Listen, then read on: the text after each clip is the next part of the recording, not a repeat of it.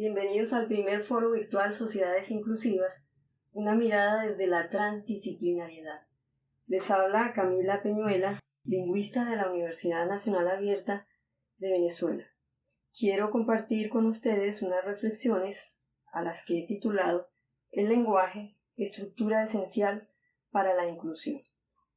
Como casi siempre, lo mejor es comenzar por el principio.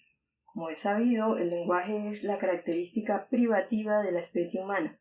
Somos humanos porque hemos tenido la capacidad de crear y hacer uso del lenguaje. El trabajo, la familia, la vida social y diversos sistemas de comunicación son experiencias que compartimos con otras especies. Pero fue el lenguaje el que nos permitió hacer la separación radical entre nuestra especie y el resto del reino animal. El lenguaje nos permitió y nos permite la representación de la realidad, ya sea interna o externa al individuo, y mediante esta representación escapar del eterno presente en que parecen moverse las demás especies. Nos dio acceso al concepto de un tiempo anterior y a un tiempo por venir, y así tener conciencia del pasado de cuyas vivencias aprendemos y proyectarnos hacia el futuro, conocer, reflexionar, planificar, comunicarnos, es decir, el lenguaje nos abrió la posibilidad de crear cultura. Esta función fundamental de la representación implica la necesidad de crear palabras para designar cada aspecto o cada elemento de la experiencia vivida, tanto en el entorno objetivo como en el subjetivo. Todos estos elementos son comprendidos mediante la designación que de ellos hacen las palabras. A cada elemento experimentado debe corresponder una palabra o un conjunto de ellas. Es por esto que afirmamos que el lenguaje es una estructura esencial para la inclusión, aunque contradictoriamente, las lenguas han sido utilizadas precisamente para la exclusión, puesto que de alrededor de 6.000 lenguas actualmente conocidas, la gran mayoría están condenadas a la extinción porque su uso se restringe gracias a una visión colonial que impone el uso de un reducido número de lenguas, proponiendo así que las diversas lenguas y las diversas visiones del mundo que cada una de ellas encarna deben desaparecer. Para esta reflexión respecto a la relación lenguaje-inclusión de lo diverso, queremos abordar dos aspectos a los cuales denominaremos primero, designación y rechazo, y segundo, necesidad de la designación. Para desarrollar el primer tema, haremos una observación estrictamente lingüística de los términos discapacidad y discapacitado, por ser uno de los más usados actualmente. Observemos los significados y el juego de asociaciones a los cuales nos remite. En la edición de 1992 del Diccionario de la Lengua Española de la Real Academia, el vocablo discapacitado tiene como único significado minusválido. La edición del año 2001 amplía la descripción de la palabra y de igual manera el significado, lo cual ocurre también en la versión del año 2017. Veamos entonces el vocablo minusválido. En las ediciones del año 92 y del año 2001 se detallan varios elementos que nos ayudan a comprender sus significados, pero en la edición más reciente del año 2017 se regresa a la simple significación de discapacitado. Se puede apreciar aquí un avance y de nuevo un retroceso en cuanto a la descripción ofrecida por el diccionario. Ahora observemos el prefijo dis, el cual forma parte de las palabras discapacitado y discapacidad. Su significado es el de dificultad o anomalía. Es evidente que hasta el momento las palabras que hemos observado no contienen ninguna denotación que pueda considerarse ofensiva o falseadora de la realidad.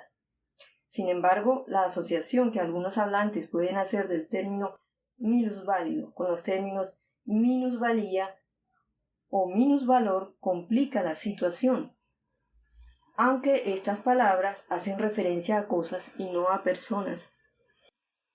En la mente de algunos hablantes se establece la relación entre ellas y la palabra minusválido, y se convierte de esta manera el término en un término de connotación negativa.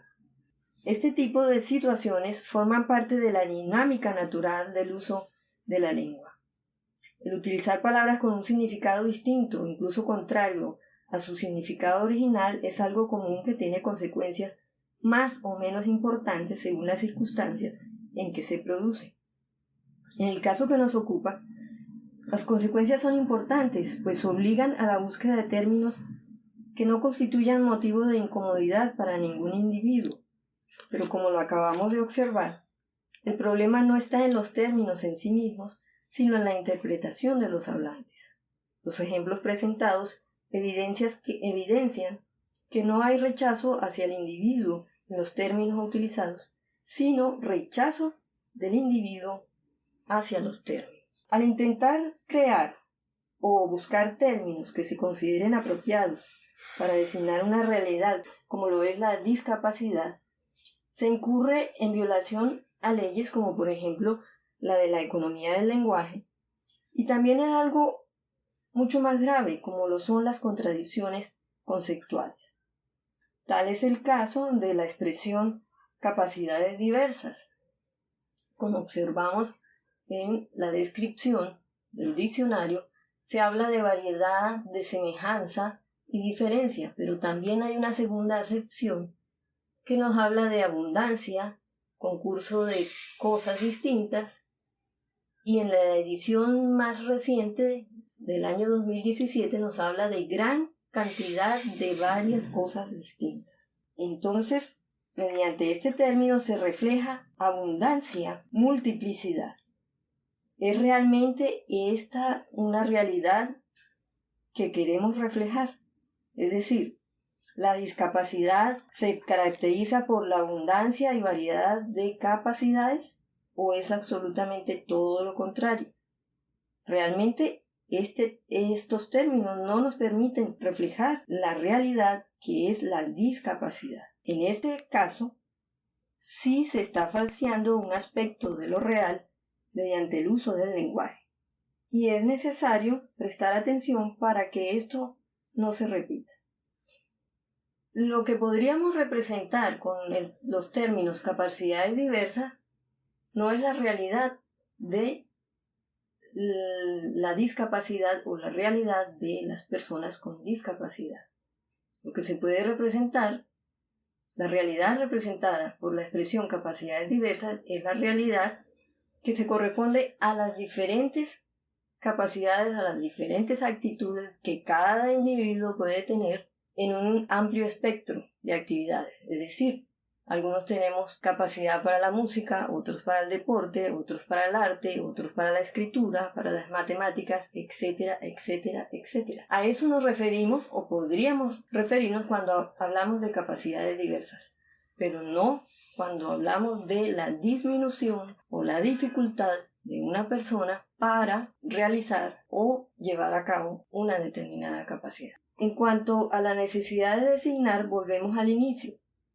El lenguaje representa lo real nombrándolo. No puede ser solución para esta problemática el prescindir de una denominación para las personas con discapacidad, puesto que esto sería la mayor exclusión posible, ya que al no ser nombrados se constituirían en una realidad negada, ignorada. La búsqueda de términos apropiados es un problema lingüístico y social que seguirá su curso y encontrará vías de solución en el concurso de todos los hablantes, pero la designación siempre será absolutamente necesaria. No podemos prescindir de términos para denominar ciertas realidades ante el temor de que esos términos puedan causar algún tipo de sensibilidad en un individuo o grupos de individuos. Es necesario seguir avanzando, es necesario seguir reflexionando en cuanto a la denominación. A manera de conclusión y como propuesta personal, creo que se debe seguir trabajando en el análisis de los términos y seguir ahondando en la importancia reconocer la importancia del trabajo con los términos. Sin embargo, creo que ya es el momento de desplazar la atención con relación a los términos para denominar las personas con discapacidad y empezar a trabajar en la denominación de sus necesidades particulares. La exclusión no nace de las características particulares de las personas con discapacidad. La exclusión nace del hecho de que sus necesidades particulares no son satisfechas. Y para satisfacer esas necesidades particulares es necesario determinarlas, es necesario definirlas, es decir, es necesario denominarlas. Creo que es el momento de dirigir la atención hacia ese trabajo en el lenguaje que debe ser mucho más útil, mucho más productivo y mucho más esclarecedor en función de lo que queremos todos, que es la inclusión, que es lograr que los derechos comunes a todas las personas sean satisfechos también en las personas que tienen necesidades particulares. Es decir, no nos centremos tanto en las características particulares de las personas, sino en sus necesidades y en la manera de satisfacerlas. Esta es mi modesta opinión desde el ángulo de la lingüística y desde el ángulo personal, y espero sus propuestas, sus preguntas, sus comentarios. Muchas gracias.